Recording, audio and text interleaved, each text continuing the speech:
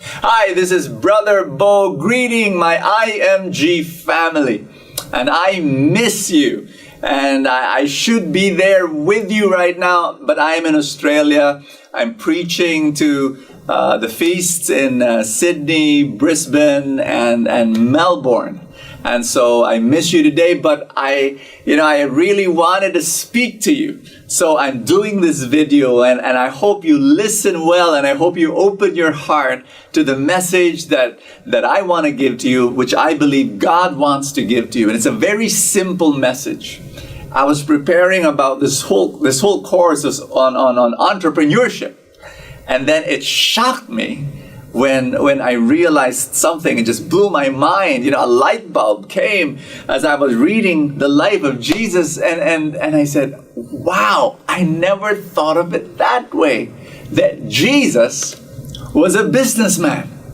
For the longest time, spiritual people are supposed to be focused on heaven and focused on God and focused on religion and focused on prayer and focused on the Bible and not about money and not about business. But Jesus himself, I realize now, was a businessman. How long? He spent more years as a businessman than he spent years preaching, healing, and driving out demons.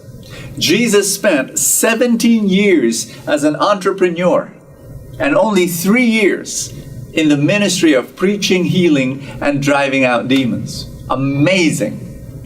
During that time, during biblical times, at the age of 13, you would already apprentice with your father.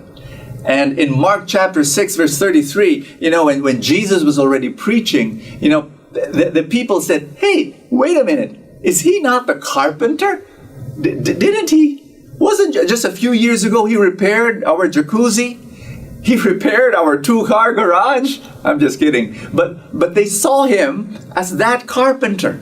Now, Jesus, think about it. He did the normal stuff of marketing his services, of accounting, of collecting payments, of answering complaints from customers, and paying taxes. He was doing all that. He was designing and repairing and selling his services. Jesus, he sanctified business.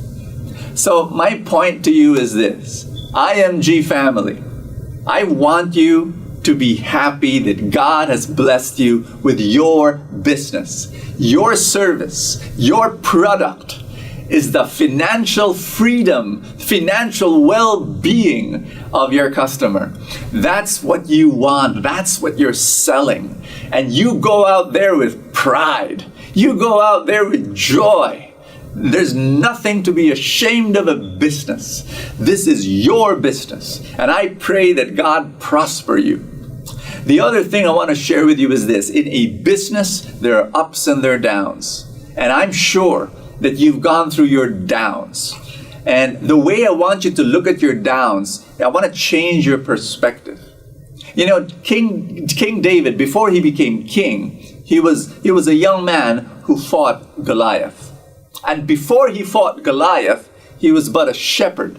He was a lowly shepherd. Today when you say shepherd, you got this nice, cute, wonderful, nostalgic picture of a guy with broad shoulders who looks like Brad Pitt, carrying a lamb over his shoulder. During that time, they looked down at shepherds. He was the common laborer. He was not very nice, and then he was muddy and dirty and smelly. Anyway, David was a shepherd. And then when he fought Goliath, at least when he volunteered, King Saul said to David, David, that guy's a giant. That guy is huge. That guy's a monster. You're but a kid. Hello, are you sure you want to do this? David said, I fought and defeated the bear and the lion when I was a shepherd. I love that when he said that. You know why? Because you do not win the battle in the battlefield. You win the battle before the battle begins. And so David won over the giant Goliath, not in the battlefield. David won over Goliath when he fought the lion and the bear and defeated them as a shepherd. So when he was a shepherd and he was supposed to guard the sheep, and he saw the lion and he saw the bear, he could have run away. He could have told his father, "Dad, look at this. There was a lion and a bear. We lost a few sheep, you know. I'm not trained to do that kind of a thing." But no, he saw the bear and the lion as training. And here's my message for you. I know some of you are going through some difficult time. Maybe you're going through rejection, and the sting of rejection is taking a toll on you. People that you trusted and people that you respect look down on you and what you're doing. Maybe you're frustrated right now because you want to see growth, but the growth is not happening. Whatever you're going through, here's what I want to ask you to do. Look at everything as training. You are facing your lion, you are facing your bear right now. And hey, if you see this as training and you endure and you persevere and you don't give up, it is training you. What? Because the Goliath is coming. And when you're able to defeat the lion and the bear right now, you will have all that you can need to defeat the Goliath. And when you defeat the Goliath, you know what's going to happen? You're going to become king. You're going to become king. Always choose growth over money. And I love saying that. It's a spiritual principle that I live by, and I've been sharing it to people. Because if you choose growth, the money will follow. But if you choose money, the growth will not follow. Make that as a personal mantra, a spiritual principle in your life. Always make that decision. Grow in your personal life. Grow in your intellectual life. Grow in your relational life. Grow in your spiritual life. Grow in your personal spiritual life. Because when you do and you choose growth, the money will follow. See everything as training, because bigger things are going to happen in your life. God's abundance will flow in you like a river. That's my prayer for you.